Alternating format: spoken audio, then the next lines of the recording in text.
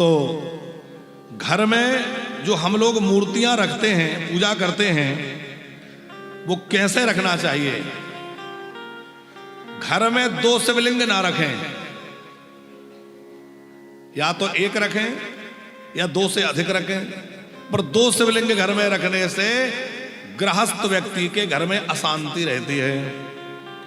3 गणेश जी की प्रतिमा नहीं रखना चाहिए। सूर्य नारायण का जो सूर्य चक्र है वो 2 नहीं रखना चाहिए। देवी की 3 प्रतिमा घर में नहीं रखनी चाहिए। 2 गोमती चक्र नहीं रखना चाहिए। 2 शालिग्राम नहीं रखना चाहिए। शालिग्राम जी या तो 1 रखिए या फिर 4 रखिए। आप कहेंगे 2 या 3 नहीं, 2 तो रखना नहीं है, और विषम संख्या में शालिग्राम रखते नहीं है। शालिग्राम जी हमेशा सम संख्या में रखनी चाहिए। विषम संख्या में केवल 1 शालिग्राम रखे जा सकते हैं। 1 तो रख सकते हैं, 1 की संख्या भी विषम है, लेकिन 1 में दोष नहीं है। यदि 1 से अधिक हैं तो सम संख्या में होना चाहिए, लेकिन 2 ना हो, 4 हो, 6 हो, 8 हो। 2 शालिग्राम नहीं रखना चाहिए। भगवती दुर्गा की 3 मूर्तियां नहीं होना चाहिए। घर में 2 शंख नहीं रखना चाहिए। या तो 1 शंख रखें या फिर 3 रखें। 2 शंख रखने से भी घर में अशांति बनी रहती है। शंख को कभी भी बिना आसन के ना रखें। शंख को कभी भी सीधा ना रखें, मतलब उसका जो मुंह खुला वाला है वो ऊपर रहना चाहिए, खुला वाला मुंह नीचे नहीं होना चाहिए। और शंख को कभी भी खाली ना रखें। क्या करें? उसमें जल डाल के रखें। हमेशा शंख के अंदर जल डला रहे और उसमें थोड़ा तुलसी डला रहे, क्योंकि वो भगवान विष्णु का प्रिय है। शंख जो है वो नारायण का प्रिय है, लक्ष्मी का प्रिय है। समुद्र से ही लक्ष्मी प्रकट हुई है और समुद्र से ही शंख प्रकट हुआ है, इसलिए लक्ष्मी का भाई है। शंख में तुलसी डाल करके, जो जल डाल करके रखता है, उसके घर में खूब लक्ष्मी मैया कृपा करती हैं। लक्ष्मी की कृपा उसके घर में बनी रहती है। घर में 2 शिवलिंग नहीं रखने चाहिए। 1 रखें या 2 से अधिक रखें। घर में बहुत ज्यादा बड़े शिवलिंग ना रखें। कौन सा शिवलिंग घर में रखना चाहिए? या तो नर्मदेश्वर शिवलिंग रखें। सबसे अच्छा है नर्मदेश्वर शिवलिंग।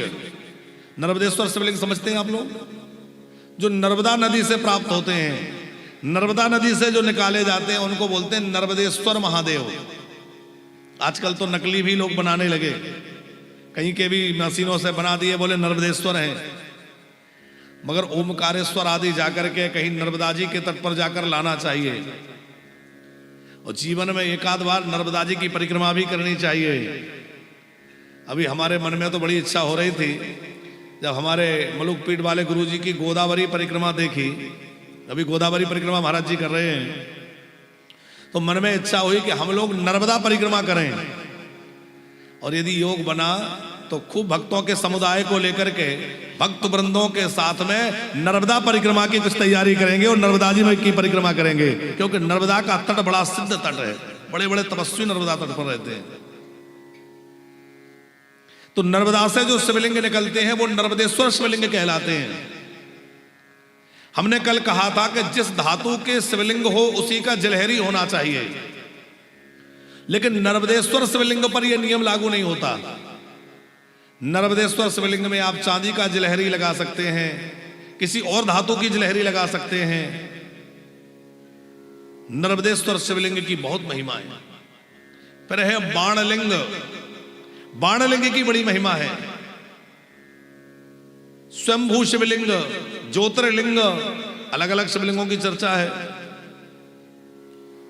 तो घर में जो मूर्तियां रखी जाती हैं, वो घर का प्रकरण आ गया तो आपको सुना दें कि कभी भी घर में खोखली मूर्ति जो अंदर से होती है, अंदर से जो पोली होती है, ऐसी मूर्ति नहीं रखना चाहिए। कई बार चांदी के गणेश जी बनवा लिए, चांदी की लक्ष्मी बनवा ली, अंदर से पोली है, तो वो ठीक नहीं है।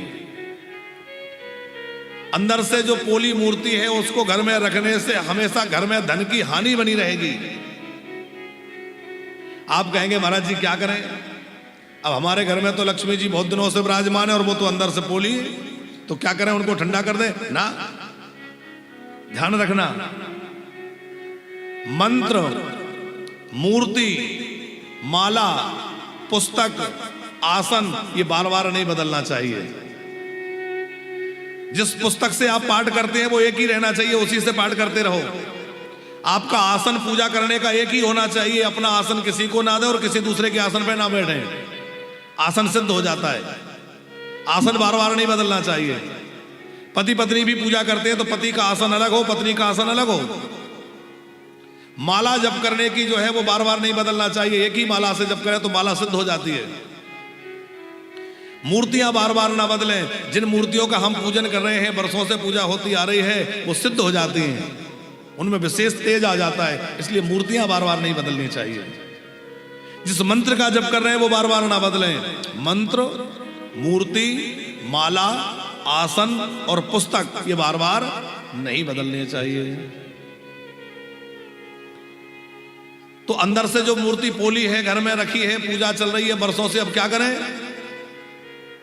उसमें जो है कुछ अंदर भरवा दीजिए, जैसे लाख है, मोम है, कुछ ना कुछ भर के उसको ठोस बना लीजिए पूजा करके। दूसरा ध्यान रखना है कि घर में उग्र स्वरूप की मूर्तियां नहीं रखना है। उग्र माने समझते हैं, क्रोध में भरी हुई, हाथ में खड़ग लेकर राक्षस को मार रही हैं देवी जी, तो क्रोध का अवस्था हो गई ना। घर में रखोगे तो घर में झगड़ा ही बना रहेगा, एक ना एक गुस्से में ही बना रहेगा, क्योंकि वैसा स्वरूप विराजमान है। भगवान नरसिंह के क्रोध में भरे हैं, वो घर में विराजमान कर रखे हैं, घर में लोगों का गुस्सा जो है सातवें आसमान पर ही चढ़ा रहेगा। घर में सौम्य मूर्तियां रखना चाहिए, जो प्रसन्न चित्त हैं, मुस्कुरा रही हैं, शांत हैं, ऐसे विग्रह घर में विराजमान करना चाहिए। आजकल देवी पांडालों में भी जहां देवी जी की झांकियां लगती हैं, प्रायः देखो तो राक्षस को मार रही हैं, क्रोध में भरी हैं, बड़ी बड़ी आंखें हो रही हैं, ऐसी मूर्तियां लोग बिठा लेते हैं, तो तरह तरह के उपद्रव होते हैं। नहीं बिठाना चाहिए। सौम्य, प्रसन्न चित्त, आनंदित विग्रह विराजमान करना चाहिए। बाणलिंग में, नर्मदेश्वर शिवलिंग में और गंडकी के शालिग्राम में आवाहन करने की, प्रतिष्ठा करने की आवश्यकता नहीं है। जैसे आप नर्मदा जी से शिवलिंग ले आए तो उसमें प्राण प्रतिष्ठा भी ना करो और पूजा शुरू कर दो तो आवश्यकता नहीं है, क्योंकि वो तो है ही शंकर जी। जैसे आप शालिग्राम जी लाए तो शालिग्राम जी में ना आवाहन की जरूरत है, ना प्राण प्रतिष्ठा की आवश्यकता है, क्योंकि वो साक्षात नारायण ही हैं। बाणलिंगानि राजेंद्र ख्यातानि भुवनत्रये, न प्रतिष्ठा न संस्कारस् तेषां नावाहनं तथा। भविष्य पुराण का यह कथन है कि बाणलिंग नर्मदेश्वर शिवलिंग में आवाहन और प्रतिष्ठा की आवश्यकता नहीं है। देखो, गंगा जी में, शालिग्राम शिला में और शिवलिंग में चाहे जिस देवता की पूजा कर लो। गणेश जी की पूजा करनी है, गणेश जी का विग्रह नहीं है, शालिग्राम जी को रख के उन्हीं में कर लो। देवी जी की पूजा करनी है, शिवलिंग में कर लो। गणेश जी की पूजा करनी है, शिवलिंग में कर लो। हनुमान जी की करनी है, राम जी की करनी है, जो देवता की करनी है शिवलिंग में पूजा हो जाएगी, क्योंकि शिवलिंग में सारे देवता विराजमान है। कि गंगा प्रवाहे शालिग्राम शिलायाम च सुरार्चने, तुझे पुंगवो नापेक्षे आवाहन विसर्जने। शिवलिंगेऽपि सर्वेषां देवानां पूजनं भवेत्, सर्वलोकमये यस्मात् शिव शक्तिर्विभू प्रभो। गंगा जी में आप किसी भी देवता की पूजन कर सकते हैं। गंगा जी बह रही हैं, आप धारा के पास बैठे हैं तो गणेश जी का स्मरण कर लो तो गणेश जी की पूजा वहीं होने लगेगी। देवी जी की स्मरण कर लो, देवी जी की पूजा होने लगेगी।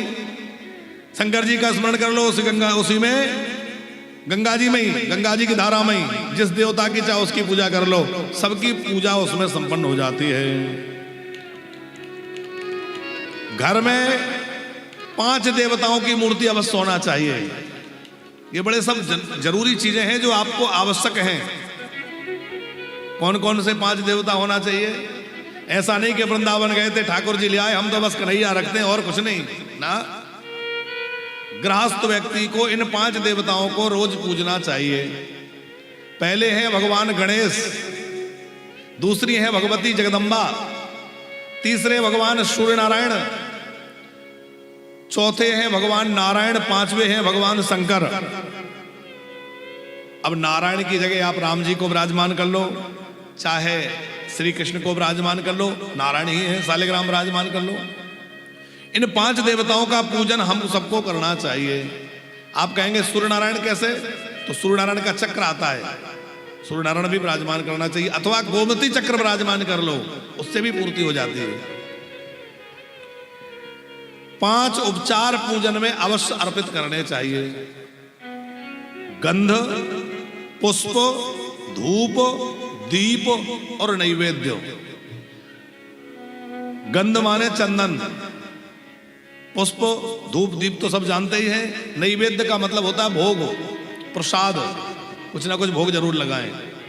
तो घर में जो पूजा होती है उसमें ये 5 उपचार विशेष रूप से होना चाहिए। अनेक प्रकार के शिवलिंगों का वर्णन सूत जी महाराज ने किया है और फिर कह रहे हैं कि हरेर ब्रह्मचर्षया सप्रजापतयस्तथा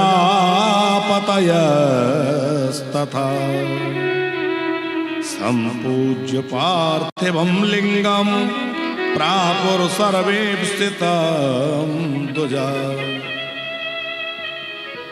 सूत जी कह रहे हैं, हे ऋषियों, अनेक प्रकार से शिवलिंगों का पूजन हो सकता है, पर सबसे अच्छे शिवलिंग कौन से हैं? सभी अच्छे हैं, सबकी अपनी महिमा है, पर सबसे अधिक महिमा किसकी है? बोले सबसे अधिक महिमा है मिट्टी के शिवलिंग की। चाहे ब्रह्मा जी हो, चाहे श्री हरि हो, चाहे प्रजापति हो, चाहे ऋषि हो, सब जो है मिट्टी की प्रतिमा को पूजा करके ही सिद्धि को प्राप्त करते हैं। कृते रत्नमयं लिंगम त्रेतायाम हेमसंभवम द्वापरे पार्थिवं श्रेष्ठम पार्थिवं तो कलो युगे। बड़ी प्यारी बात कह रहे हैं। कृते रत्नमयम लिंगम, कृते माने सतयुग, सतयुग में मणियों के शिवलिंग की पूजा का विशेष महत्व है। त्रेता युग में सोने के शिवलिंग का ज्यादा महत्व है, द्वापर में पारद के शिवलिंग का महत्व है, और कलयुग में जो है वो मिट्टी के शिवलिंग का सबसे ज्यादा महत्व है। और जैसे साकार जी सतयुग में ध्यान की प्रधानता है, त्रेता में यज्ञों की प्रधानता है, द्वापर में पूजा की प्रधानता है, और कलयुग में नाम की प्रधानता है। ये बात है। लेकिन सतयुग में भी ध्यान भी तभी सफल होता है जब उसमें नाम जप हो। त्रेता के यज्ञ भी तभी पूर्ण होते हैं जब उनमें नाम साथ में हो भगवान का। द्वापर की पूजा भी तभी परिपूर्ण होती है जब उसमें नाम भगवान का सम्मिलित हो, और कलयुग में तो नाम है ही। उसी प्रकार भले ही रत्नमय स्वर्णमय शिवलिंग का अलग अलग युगों में महत्व है, पर चारों युगों में से जो है मिट्टी के शिवलिंग की महिमा है। क्योंकि आप 12 ज्योतिर्लिंग की कथा में सुनेंगे, बड़े बड़े ऋषि मिट्टी का शिवलिंग बना के पूजा करते हैं, देवता मिट्टी का शिवलिंग बना के पूजा करते हैं। कि यथा सर्वेषु देवेषु ज्येष्ठा श्रेष्ठा महेश्वरा एवं सर्वेषु लिंगेषु पार्थिवं श्रेष्ठमुच्यते। जैसे सभी देवताओं में भगवान शंकर श्रेष्ठ हैं, उसी प्रकार सभी शिवलिंगों में मिट्टी के शिवलिंग सबसे श्रेष्ठ हैं। यथा नदीषु सर्वासु ज्येष्ठा सृष्टा सुरापगा तथा सर्वेषु लिंगेषु पार्थिवं सृष्टमोच्यते। जिस प्रकार सभी नदियों में गंगा जी श्रेष्ठ हैं, उसी प्रकार सभी प्रकार के शिवलिंगों में सबसे ज्यादा कौन से श्रेष्ठ हैं? मिट्टी के शिवलिंग। इसलिए मिट्टी के शिवलिंग घर में बना के पूजा अवश्य करनी चाहिए। आप में से 16 सोमवार के व्रत कौन कौन करता है? 16 सोमवार व्रत किया आपने कभी किसी ने?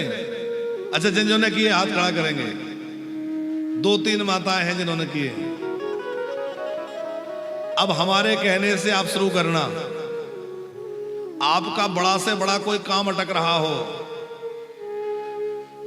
अनेक प्रयत्न करने के बाद भी कोई काम ना बन रहा हो, आप 16 सोमवार का व्रत करो और हर सोमवार को मिट्टी के शिवलिंग बनाओ और मिट्टी के शिवलिंग बना के दूध दही से पंचामृत से अभिषेक करो और बढ़िया स्नान करा के गंध अक्षत बिलपत्र चढ़ाओ, धूप दीप नैवेद्य भोग लगाओ अपने सामर्थ्य अनुसार और फिर शाम को सूर्यास्त होने से पहले पहले उनको विसर्जित कर दो कहीं शुद्ध जल में। 16 सोमवार ऐसा व्रत करके 17वें को उद्यापन कर दो। आप देखना महादेव की कृपा से आपका कोई काम अधूरा नहीं रह सकता, कोई मनोकामना आपकी अधूरी नहीं रह सकती। ये व्रत बड़ा अद्भुत है। भगवान शंकर तो औघड़दानी है, औडरदानी है, जो मांगो सो देते। औडरदानी ले जाओ। जो कोई प्रतिदिन मिट्टी के शिवलिंग बना के पूजा करता है उसके लिए तो कहना ही क्या है, देवता भी उसकी आराधना करते हैं। अच्छा, मिट्टी के शिवलिंग बनाने में एक सावधानी रखना चाहिए कि आपने शिवलिंग बना के रखे तो शिवलिंग बनने के बाद उन पर तुरंत गंध अक्षत चढ़ा दो। पूजा भले ही थोड़ी देर बाद करो। कई बार लोग क्या करते हैं, बना के रख दिए, अब पूजा आधा घंटे बाद 1 घंटे बाद करेंगे। तो क्या होता है साकार जी कि इंद्र को एक वरदान है। एक वरदान तो इंद्र को यह है कि जब भी कोई पूजा करके उठेगा और यदि वो आसन पे जल ना छोड़े और ये ना कहे कि इंद्राय नमः या शक्राय नमः, ऐसा ना बोले और जल ना छोड़े तो पूजा करने का जितना फल है वो सब कहां चला जाएगा? इंद्र के खाते में। इसलिए जब भी पूजा करके उठो, चाहे घर में पूजा करो चाहे कहीं अनुष्ठान में पूजा करो, क्या करना चाहिए? थोड़ा जल नीचे छोड़ के नेत्रों से लगाएं, बोले इंद्राय नमः। इंद्र को नहीं, मेरे लिए। क्योंकि इंद्र जो है वो जब तक पूजा पाठ तो करते नहीं, उन्हें वरदान मिला हुआ है कि जो लोग पूजा करेंगे और वो जल नहीं छोड़ेंगे, आसन का वो नहीं करेंगे स्पर्श, तो वो सारा पुण्य जो है वो इंद्र के खाते में चला जाएगा। अच्छा, दूसरा, शिवलिंग बना के किसी ने रखा और शिवलिंग बनाकर रख दिए और उस पर गंध अक्षत नहीं चढ़ाया और हम वहां से हट गए तो तुरंत इंद्र आकर पूजा कर जाएंगे। और इंद्र आके पूजा कर जाएंगे तो उस शिवलिंग का फल जो आप पूजा करेंगे वो बाद का फल भी किसको जाएगा? इंद्र को। इसलिए जैसे शिवलिंग बनाए तुरंत थोड़ा सा गंध अक्षत चढ़ा दें या बिलपत्र रख दें ऊपर, खाली नहीं छोड़ना है। बना के रख दिए, दूर हट गए तो फिर समझ लो गड़बड़ हो गई। इसलिए आपने देखा होगा पुराने लोग ब्राह्मण आचार्य क्या करते हैं, तुरंत अक्षत लगा देते हैं। अक्षत चढ़ा दिए तो वो फिर हमारी पूजा मानी जाएगी। पूजा भले ही पर 1 घंटे बाद करें। मिट्टी के शिवलिंग बनाते समय जिलहरी अलग से नहीं बनानी चाहिए, मिट्टी बड़ी लेकर के और उसी के साथ जिलहरी और शिवलिंग एक साथ बनाने चाहिए। कि पार्थिव आराधनम पुण्यम धन्यम आयुर्व्यवर्धनम तुष्टिदम पुष्टिदम श्रीदम सरकार्यम साधक सत्तमय। पार्थिव शिवलिंग का पूजन सब प्रकार का पुण्यप्रद है। आयु, धन, धान्य, ऐश्वर्य कुछ भी चाहिए, आप मिट्टी के शिवलिंग की पूजा शुरू कर दीजिए। जीवन में कोई चीज अधूरी नहीं रह जाएगी, सब भगवान शंकर कृपा करके पूरी कर देंगे। पूज्येत पार्थिवम लिंगम सर्व कामात से दिदम। कि अर्चा पार्थिव लिंगानाम कोटि यज्ञ फल प्रदा भुक्तिदा मुक्तिदा नित्या ततः कामार्थिनाम नृणाम। जो पार्थिव शिवलिंग का पूजन करता है, पार्थिव माने मिट्टी के शिवलिंग का, उसको करोड़ों यज्ञों का फल मिल जाता है। संसार में भुक्ति और मरने के बाद मुक्ति उसको सहज प्राप्त हो जाती है। भगवान शंकर बड़े दयालु हैं, उनकी पूजा खूब मन लगाकर करने